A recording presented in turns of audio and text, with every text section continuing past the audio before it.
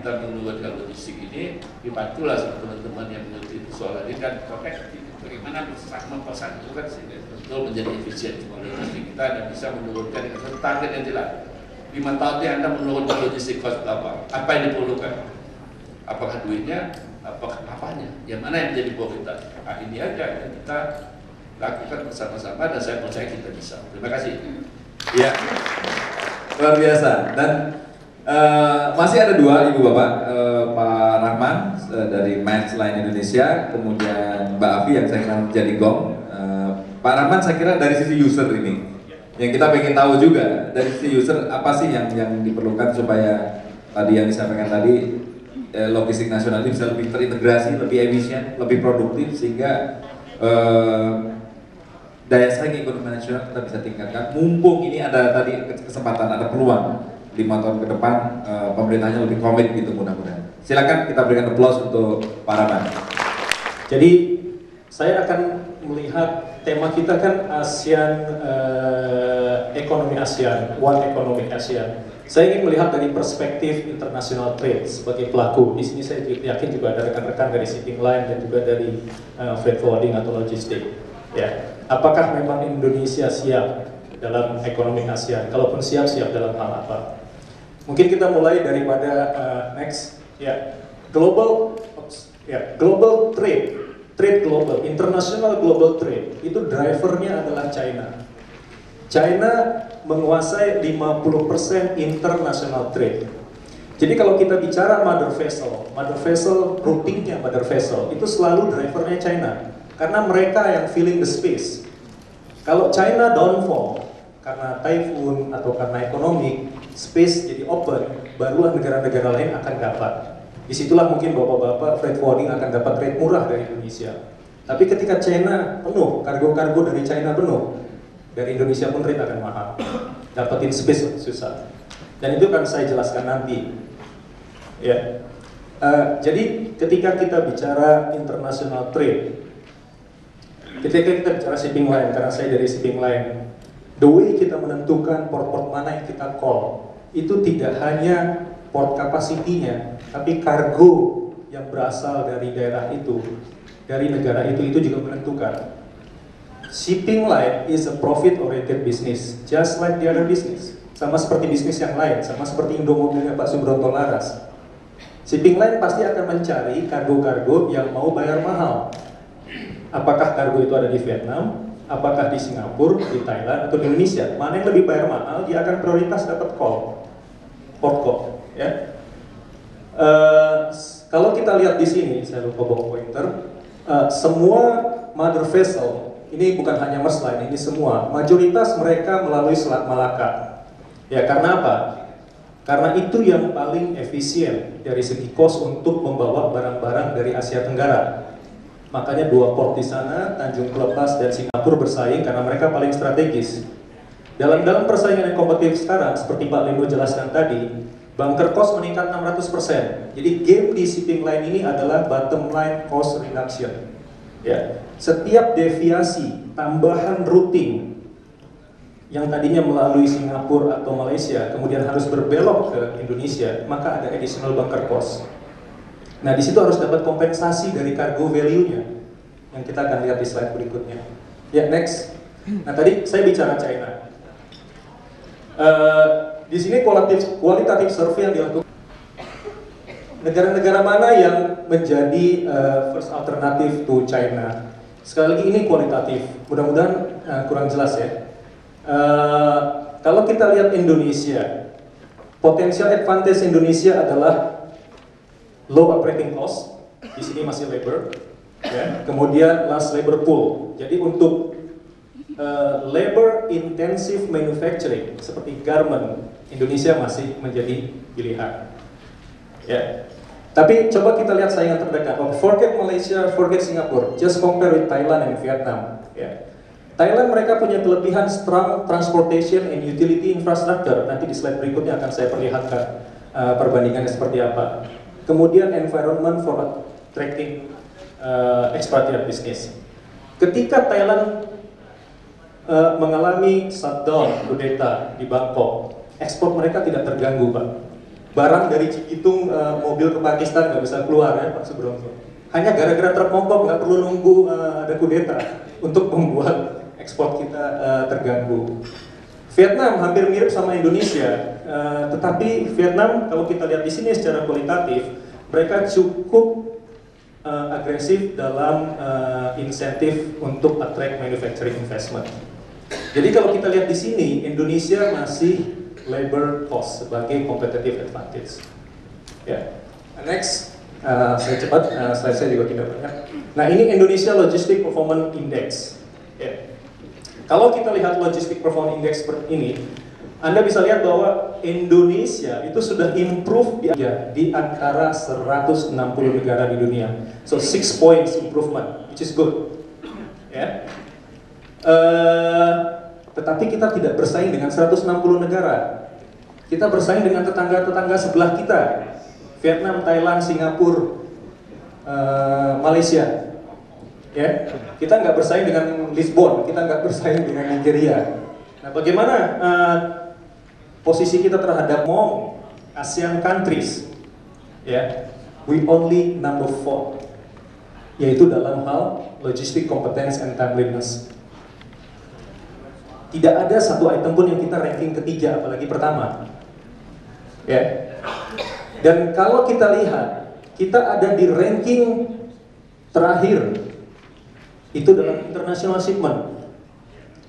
Artinya apa? Kalau kita bicara international shipment, sebagai export base country, negara kita kelihatannya masih less atraktif dibandingin tetangga sebelah.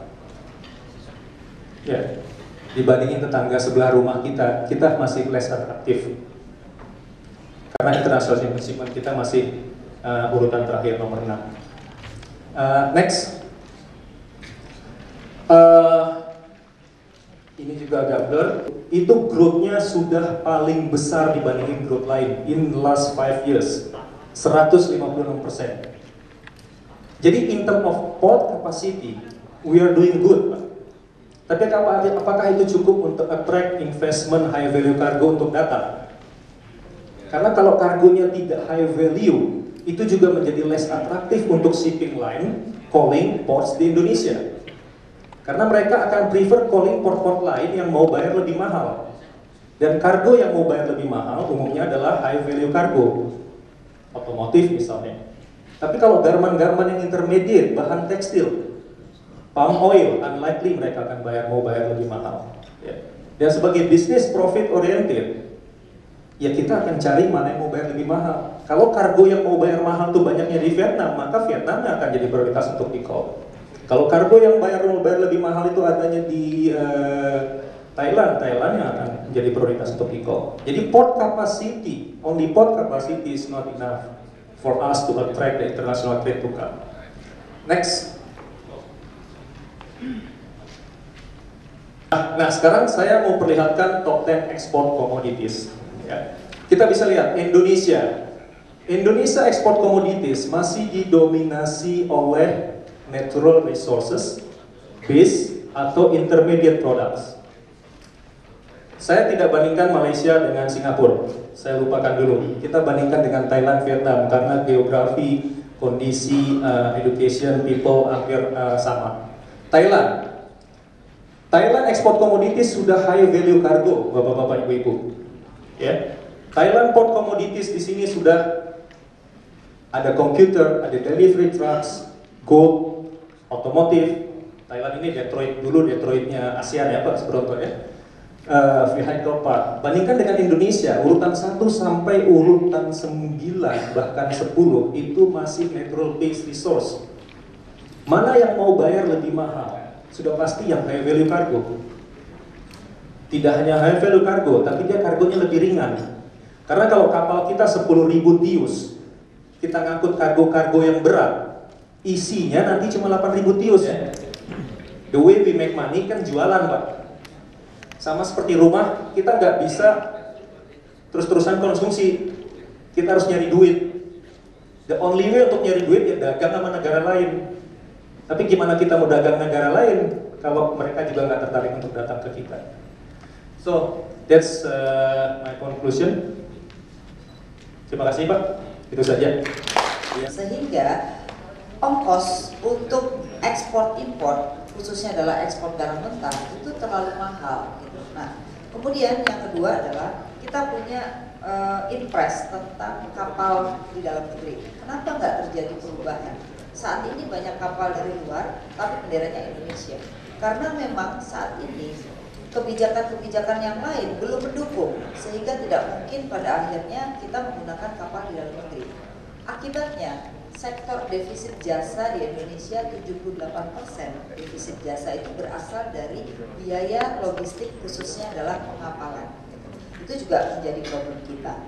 Nah, kemudian itu yang kedua. Yang ketiga, kalau kita melihat lagi, kita ini belum terkoordinasi antara proyek misalnya yang kecil-kecil ya. Nah, yang besar-besar kalau kita lihat ada di mana portnya, tapi di mana lokasi industrinya. Maka di dalam MP3I sebenarnya kawasan ekonomi khusus itu harus dikaitkan dengan pelabuhan. Kalau tidak, nanti akhirnya kawasan ekonomi khususnya di mana, pelabuhannya ada di mana, akhirnya jadi percuma. Apa yang akan dibuat oleh Pak Lino ke depan itu bagus dari sisi infrastrukturnya, tapi belum tentu impactnya terhadap ekonomi gitu. Kenapa? Karena Indonesia sampai hari ini kalau kita lihat industrinya mau kemana sih? Gak ada yang pernah tahu Pak. Kadin sudah membuat satu rumusan tentang industri Indonesia ke depan itu seperti apa. Sampai hari ini nggak terjadi perubahan perumusan di dalam industri. Kalau kita belajar dari negara-negara seperti Jepang, kemudian Korea, tidak banyak Pak industri yang dikembangkan. Hanya kalau Jepang mungkin cuma dua, otomotif sama elektronik, tetapi dia 70% ekspor dua ini. Korea kalau kita belajar juga nggak banyak, hanya 4 atau 5 sektor yang dia ekspor juga.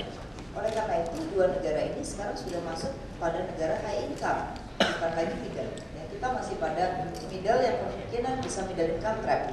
Kenapa? Karena tidak terlihat ke depan itu industrinya berkembangkan apa. Kalau saat ini kebijakan tentang industri mining misalnya, 2 tahun lagi harus dimurnikan. Dimurnikan itu ternyata definisinya nggak perlu dibikin barang jadi Pak, dicuci aja, yang penting bersih dari tanah, itu sudah dianggap dimurnikan. Nah, jadi kalau melihat apa yang mau direncanakan oleh Pak Lino yang sangat bagus, kalau tidak didukung dengan pengembangan industrinya, akan percuma Pak.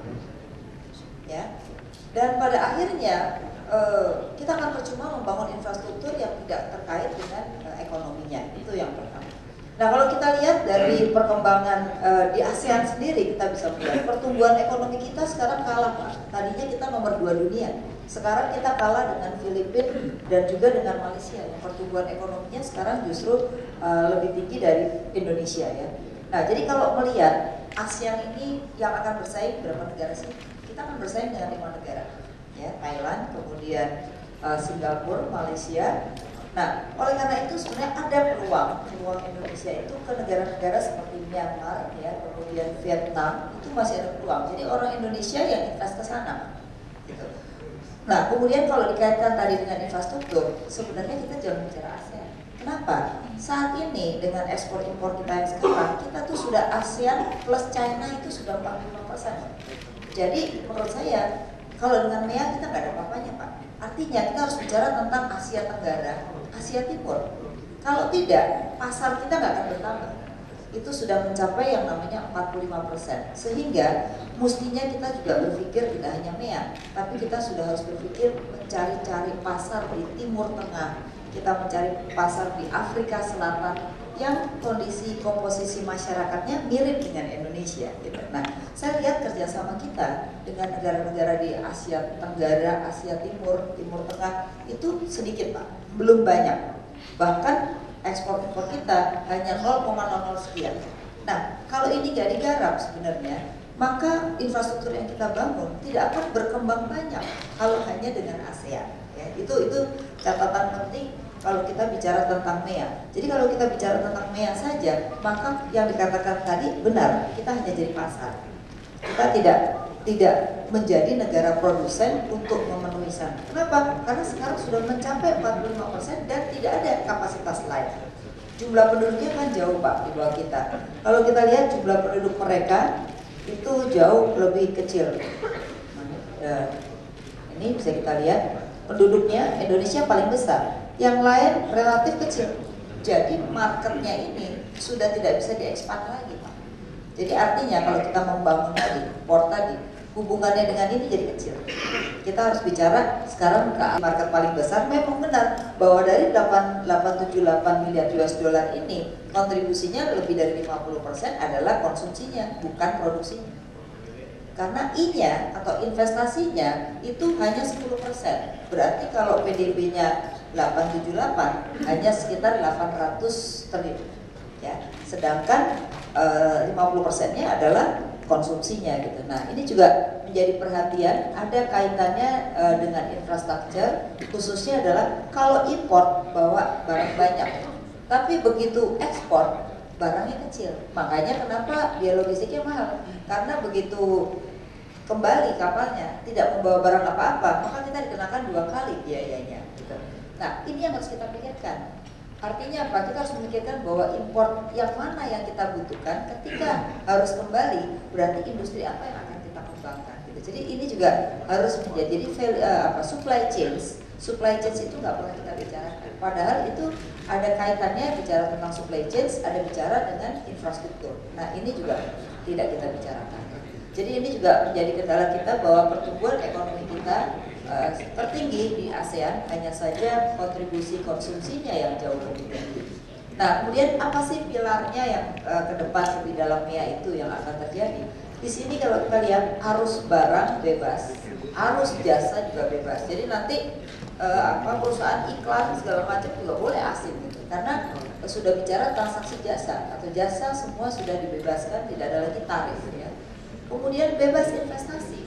Nah, bagaimana daftar negatif itu berlaku nggak nanti? Nah, oleh karena itu, kalau kita melihat apa yang dilakukan oleh Malaysia dan Singapura saat ini, mereka sedang merumuskan hambatan masuk. Kalau kita tidak melakukan apa-apa, artinya bahwa kita tidak mencoba mana yang harus kita lindungi, tidak, tapi kita bolehkan semua orang masuk. Nah, ini perlunya peran asosiasi sebenarnya untuk memberikan masukan-masukan bagaimana di dalam negeri ini ketika ini diberlakukan kita akan bersaing besar-besaran dengan mereka ya. Kemudian kita lihat di dalam pengembangan sektor agrobisnis. Nah, ini agrobisnis kita kan semua masih ada subsidi. Gimana nanti? Apakah memang ketika tidak ada lagi bebas, kita masih boleh disubsidi apa enggak? Ini juga menjadi pertanyaan dasar. Jangan sampai akhirnya begitu kita ekspor kita dianggap dumping. Itu juga menjadi persoalan.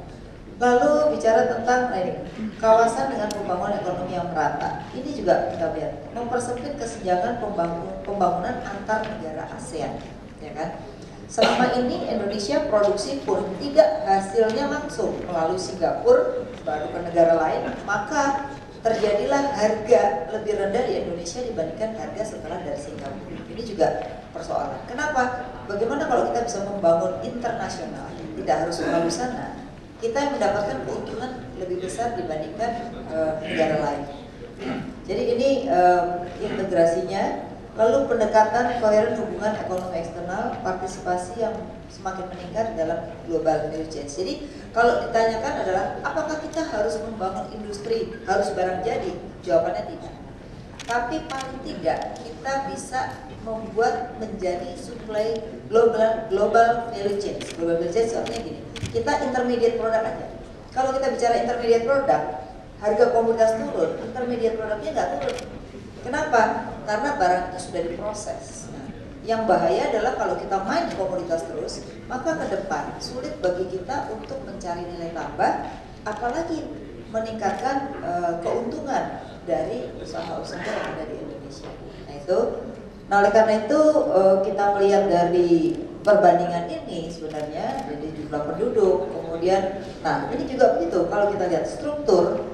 Mana negara yang terbesar struktur industrinya atau sektor industrinya? Brunei 68%. Indonesia, negara sebesar ini dan resource-nya banyak, hanya 45% Pak industrinya.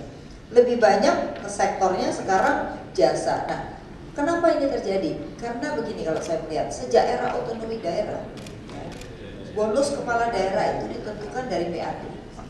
Nah, PAD itu kan pasti dia berpikir dong, 5 tahun saya harus dapat PAD yang besar, ada hubungannya dengan bonusnya. maka kebijakan untuk investasi itu jauh lebih besar konsumsinya ya. Sedangkan ekspor dengan impor, bayangkan, kalau ini artinya apa? Sudah pasti kita defisit terus. Kalau defisit terus, berarti nilai tukar kita makin jatuh, makin lemah. Kalau nilai tukar makin lemah, daya saing kita makin rendah. Itu juga jadi problem bagi pengusaha. Nah, ini yang perlu diperhatikan, tapi nyatanya tidak terjadi. Harusnya diperbaiki dari sisi ekspor, yaitu memperbaiki peningkatan komoditas, ya. Baik itu mencari market baru maupun merubah struktur industrinya. Nah, itu yang harus dilakukan. Oke, kemudian, nah ini inflasi kalau kita lihat ya, inflasi di berbagai negara, coba bisa kita lihat di sini. Apa yang terjadi? Indonesia itu paling tinggi inflasinya, khususnya pada pangan atau makanan minuman. Nah, oleh karena itu, menurut saya, sambil menunggu bicara tentang hubungan dengan luar, jadi antar pulau itu transportasinya bagus, itu kita bisa menekan inflasi. Kalau kita bisa menekan inflasi, suku bunga bisa turun, maka investasi akan lebih banyak. Jadi kuncinya menurut saya, mungkin apa yang sedang dibuat Pak Lino itu juga mungkin bisa dikoordinasikan dengan transportasi antar daerah, terutama kan 2/3 kita ke lautan. Jadi antar pulaunya itu yang sekarang tidak berjalan dengan baik. Bayangkan Ternate sehari itu 5 kali ada pesawat, tapi tidak ada ICT-nya. Kalau kita telepon di sana, di luar dari Telkomsel nggak bisa. Terus mau kemana-mana itu harus pakai kapalnya berapa jam, berapa lama begitu ya. Akibatnya tidak maju ekonominya. Nah, ini yang mungkin PR utama adalah justru transportasi antar daerah yang perlu dilakukan, yang khususnya kelautan. Oke, itu inflasi. Jadi inflasi kalau kita lihat, selama inflasi kita seperti ini, Bapak Ibu nggak bisa bersaing. Ya. Itu kunci juga. Kemudian ini adalah rasio M2 uang beredar terhadap PDB ya, menjadi ukuran kedalaman sektor keuangan ya. Nah, kita itu sekarang, Bapak Ibu, saya nggak tahu kenapa dana perbankan itu sekarang relatif makin turun. Nggak tahu apakah orang yang korupsi nggak naruh uang di bank lagi ya, sehingga juga tidak masuk dalam sistem perbankan. Sekarang spread antara dana dengan kredit dulu itu 1.500 triliun Pak selisihnya, banyakkan dana dibandingkan kredit. Sekarang itu hanya 400 triliun selisihnya, artinya makin kecil. Jadi kita makin sulit untuk investasi dari dana perbankan karena dananya sekarang relatif makin kecil. Pertumbuhan dana hanya 11, pertumbuhan kredit 20% Pak, coba bayangin. Berarti makin tipis. Nah, ini yang perlu diperhatikan karena ini akan menjadi kendala. Oke, kemudian ini suku bunga kita bandingkan dengan negara lain, ini juga bahaya. Kenapa? Ke depan akan banyak dana-dana masuk ke kita karena lebih murah. Dan itu terbukti. Hari ini utang luar negeri swasta itu naik berlipat-lipat dan semua membahasnya. 1 tahun kita butuh 32 miliar US dollar untuk bayar utang swasta. Nah, ini kan bahaya. Kenapa? Karena kalau dari dalam negeri nggak ada dana, otomatis orang dari luar dong. Di luar juga banyak dana nganggur kan begitu. Nah, ini yang perlu diperhatikan dengan sistem insentif agar nanti bukan sistemnya adalah utang, tapi justru investasi yang kita harapkan. Kemudian neraca perdagangan, kita bisa lihat bagaimana Indonesia neraca perdagangannya ya, yaitu masih relatif baik dengan mencatat surplus di beberapa negara. Nah, kita Pak, surplus negatif terbesar itu dari migas sebenarnya. Jadi kalau migas itu nanti subsidinya bisa dikurangi atau dinaikkan, itu kita akan naik surplusnya. Kenapa naik tapi tidak signifikan ya, tetapi lebih bagus. Karena sekarang defisit terbesar dari transaksi perdagangan itu justru dari migas. Ya, sekitar 12 miliar US dollar defisitnya. Nah, ini yang perlu diperbaiki. Nah, ini tadi sudah dibahas, mungkin tidak perlu banyak dibahas. Jadi sebenarnya kalau menyimpulkan tadi saya setuju.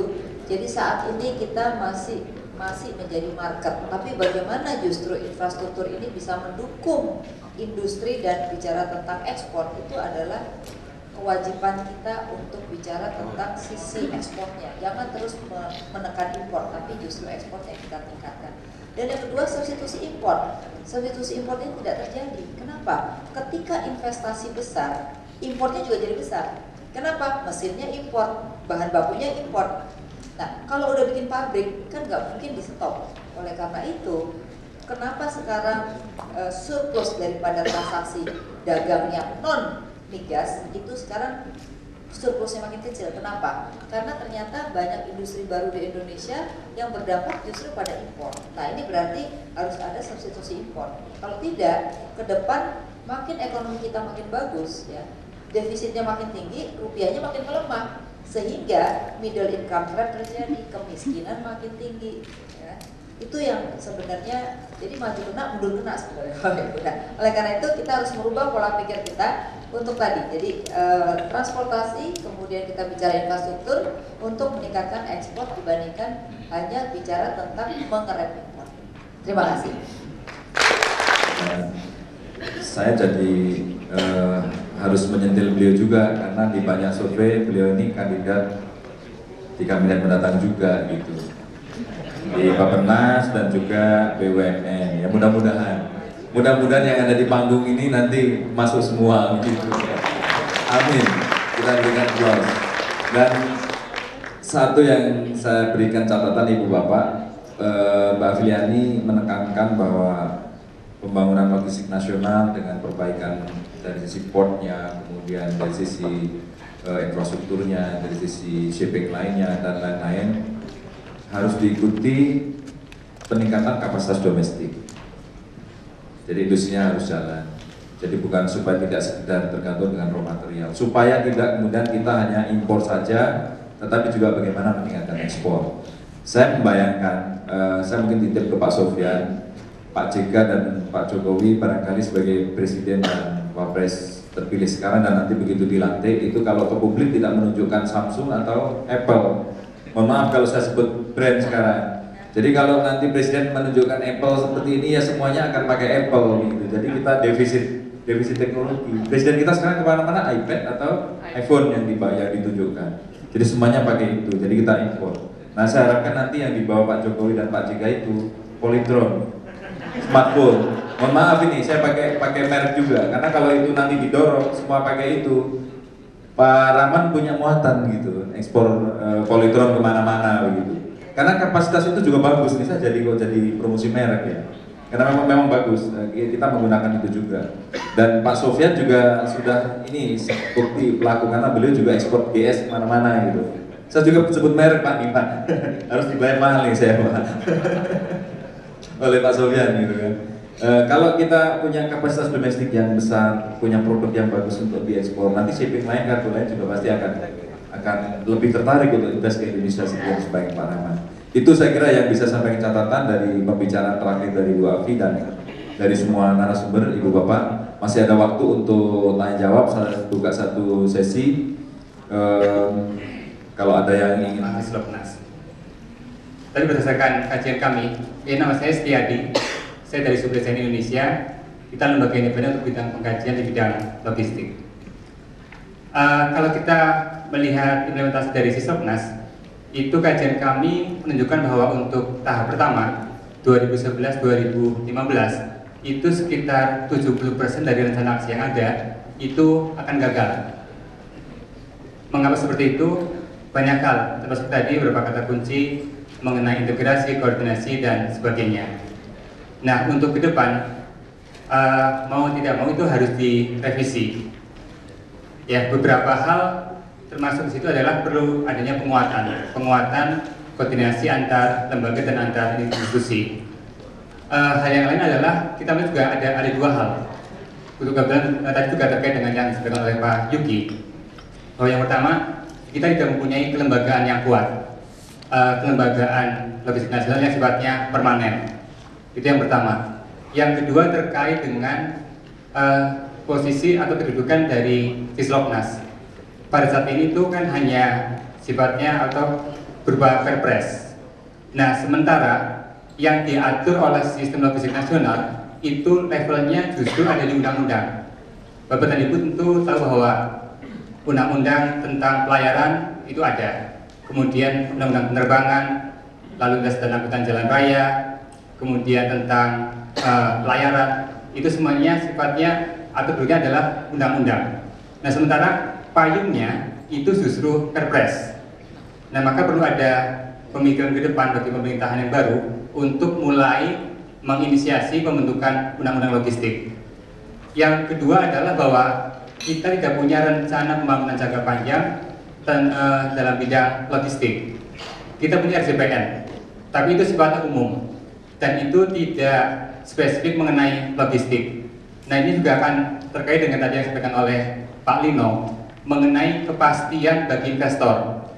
Investor mungkin akan enggan untuk membangun pelabuhan kalau tidak ada rencana yang pasti bahwa dalam 15-25 tahun ke depan itu pemerintah akan membangun pelabuhan di mana pelabuhannya, kapasitas berapa, kemudian perkiraan volume angkutan dan sebagainya. Kalau itu tidak ada, maka pembangunan logistik di mana infrastruktur merupakan prasyarat itu tidak akan bisa terlaksana karena kita nggak punya RJPN.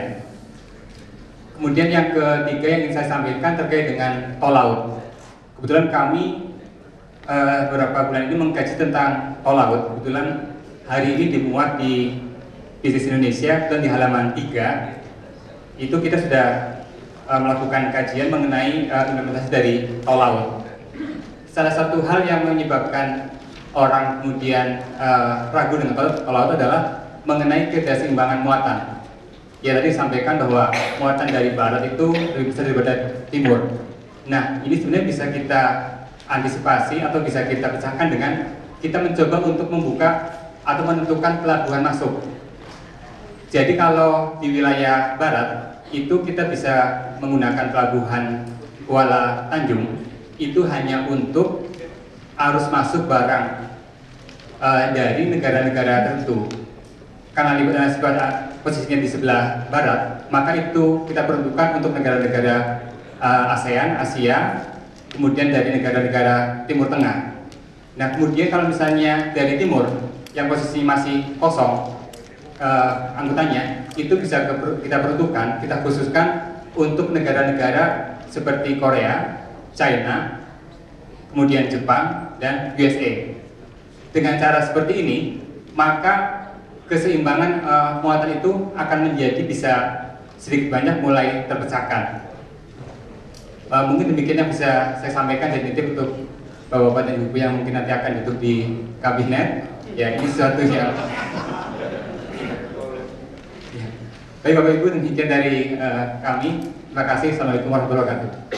Terminal Ketinggalan Indonesia ini adalah anak perusahaan Pelindo 1, 2, 3, dan 4 yang dibentuk oleh Pak Lino. Salah satu tugasnya adalah membackup pendulum tadi, sejalan dengan konsep tol laut, pendulum, penusantara, dan tol laut. Tapi kita banyak berharap sebetulnya sama Pak Arif, sama Bu Fiani, dan Pak Yuki. Kenapa? Apa yang disampaikan Pak Lino tadi justru perlu didukung di dalam pelaksanaannya. Kami merupakan suatu pelaksana di lapangan. Terjadi suatu hambatan-hambatan yang belum satu bahasa di dalam penerapan ini. Bahwa terminal ini belum tentu dipersiapkan fasilitasnya, infrastrukturnya, SDM-nya, segalanya untuk mendukung itu. Tetapi kalau tidak didukung dengan kegiatan atau regulasi yang jelas, terutama dari pemerintah, mudah-mudahan 5 tahun ke depan Pak Jokowi JK akan mendukung itu, kita harapkan sukses. Jadi pesan sama Pak Arif sebagai pelaksana ini misi kita adalah betul-betul semangatnya sudah ada. Yang disampaikan Pak Lino tadi betul-betul didukung. Karena di dalam perjalanannya kalau konsep sudah ada, di dalam eksekusi yang terjadi hambatan-hambatan dengan kepentingan tertentu, nonsen Pak. Itu yang pertama. Yang kedua, menyangkut masalah shipping. Yang tadi kan masalah Mas Len yang tampil. Kendala-kendala di lapangan yang kami lihat, ini asosiasi shipping ini, INSA, ini betul-betul harus satu bahasa dulu. Karena ada kepentingan-kepentingan tertentu di dalam mensukseskan logistik ini. Percuma kita bicara masalah logistik indeks untuk turun dari sekian menjadi sekian kalau tidak dibereskan dulu mengenai shippingnya. Itu saya pesan ke Pak Yudi bahwasanya seminar sejenis ini sudah sering melakukan, tapi di dalam rangka eksekusinya yang diperlukan suatu kesepakatan. Apa yang disampaikan oleh Pak Wamen tadi, institusi, SDM, dan fisik. Fisik sudah dilakukan oleh Pak Lino, sudah dipersiapkan. Tetapi beliau di dalam pelaksanaan juga ada kendala-kendala. Karena beliau ini hanya membawa Pelindo 1, Pelindo 2. Bagaimana satunya, bagaimana tiganya, bagaimana 4. Ini ada satu kesatuan konsep. Holding tadi, baru bisa Pak Lino bergerak. Kalau tidak, ini bergerak di tempat. Pelindo 2 bisa bergerak dengan cepat, tapi bagaimana Pelindo 1, Pelindo 4, dan Pelindo 3? melihatnya harus satu. Jadi saya pesan kepada Ibu Priani, mudah-mudahan pembisik-pembisik ini ke Jokowi dan JK masuk ide Pak Linu, dan ini memang kita inginkan untuk ke depan supaya indeks logistik kita betul-betul baik di mata ASEAN paling tidak. Terima kasih. Assalamualaikum warahmatullahi wabarakatuh. Balik ke kosong. Semua orang kita tahu itu kosong. Sekarang itu orang bagian timur bayar itu kok. Nah, kita harus cari sistem di mana yang bayarnya itu dulu segitu jadi lebih murah daripada apa yang dibayar sekarang. Ya. Nggak mungkin orang bikin pabrik di timur kalau kapal aja datang nggak jelas kapan. Jadi itu konsep yang sama sekali keliru. Orang-orang selalu bilang, ayo bangun industri dulu. Kapan industri mau bangun? Investor tuh nggak akan pernah mau bangun sesuatu kalau kepastian itu nggak ada. Nah ini tugasnya kita semua, tugasnya government, tugas pemerintah, bikin kepastian ini supaya ada. Ya. Kemudian yang kedua ya, zamannya udah berubah Pak. Nggak bisa lagi maksakan orang harus pakai ini, harus pakai pelabuhan ini. Akibatnya tuh mahal. Ya, kita harus creating environment di mana orang itu bisa punya pilihan, dan pilihan itu paling murah untuk orang itu. Itu harus berpikirnya seperti begitu. Ya. Sehingga kembali Pak Jokowi ke beliau 2 hari lalu saya bilang, Pak, hari pertama Bapak datang, Bapak harus revisi itu Munas, karena konsep Kuala Tanjung dan Bitung itu konsep yang keliru, konsep yang proteksi. Ya. Begitu kita proteksi itu jadi mahal, tinggal hitung aja kapan kalahnya. Nah, tapi seperti di Kuala Tanjung itu karena Belawan punya masalah mineral. Kuala Tanjung itu harus kita develop sehingga nanti katakan 2030 itu kapal-kapal 10.000 bisa ke situ. Ya, karena Belawan itu punya masalah drag. Nah, mungkin Belawan itu drag 15 meter, possible. Sehingga Belawan itu udah seperti sekarang juga. Kemudian segera mulai bangun Kuala Tanjung, tapi bukan untuk hub internasional. Nah, yang bikin aturan ini nggak ngerti mengenai hub internasional itu apa. Singapura itu jadi hub internasional, tapi 80% barang di situ bukan dari Indonesia. Barang-barang itu dari China, Jepang, Korea. Katakan dari Shanghai itu barang dari Shanghai itu destinasinya berapa pelabuhan di Eropa. Nah sampai di Singapura itu dipindahkan ke kapal yang katakan hanya kira-kira 20 pelabuhan supaya jadi murah. Nah kita nggak mau dong bikin pelabuhan kita untuk nampung barang begituan.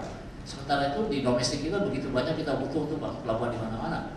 Jadi jangan bikin itu, biarkan aja pakai Singapura sama Tanjung Pelepas atau Prokelang untuk fungsi itu, kita nggak usah. Ya. Tapi kita punya beberapa daerah seperti Priok, harus ada satu studi yang besar Pak, khususnya di Maluku, Maluku Utara, NTT dan Sulawesi mengenai sistem domestik distribusi di sana. Di mana key-nya itu mengenai pelayaran ini. Apakah itu kapal kayu atau kapal besi yang kecil, tapi ini key. Ya. Kemudian mengenai SDM. Jadi yang kita bangun di Ciawi itu Pak, itu nanti jadi semacam center of excellence.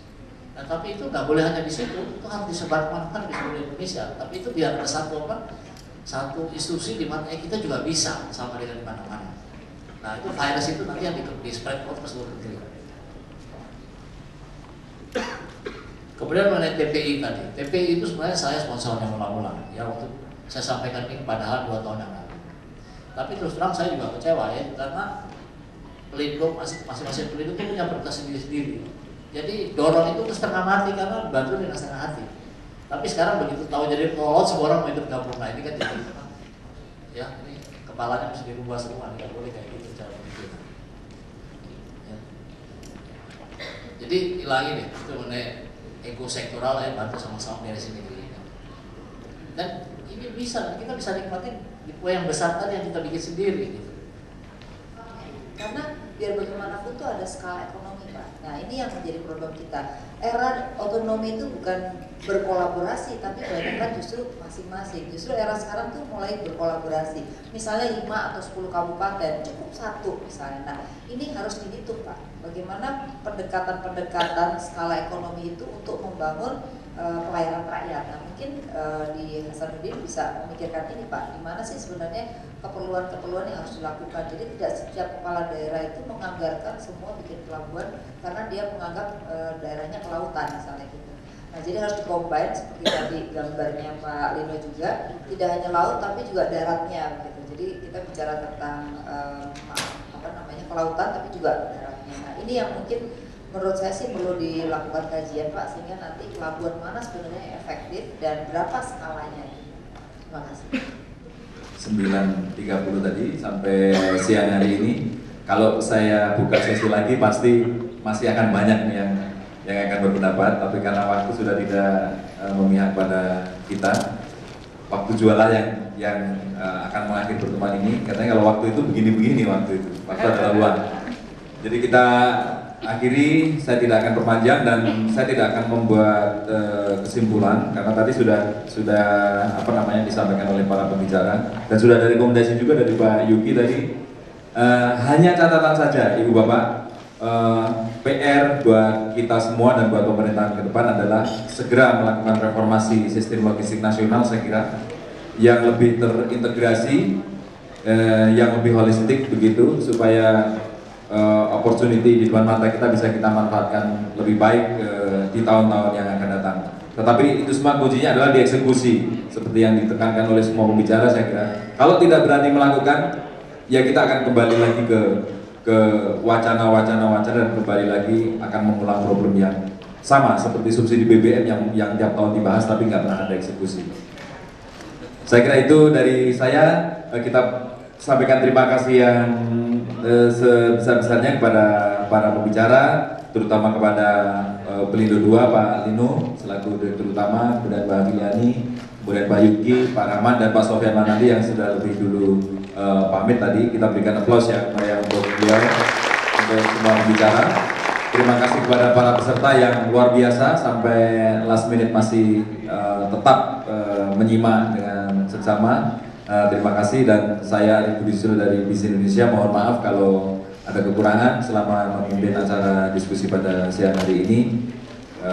Dahlan Iskan, jangan bersedih. Sekian, terima kasih. Silakan Ibu Lulu Taryanto untuk mendampingi, dan ini juga pemberian kenang-kenangan kedua kepada Bapak R. Jalino selaku Direktur Utama PT Pelindo II langsung diserahkan oleh Bapak Subroto Laras.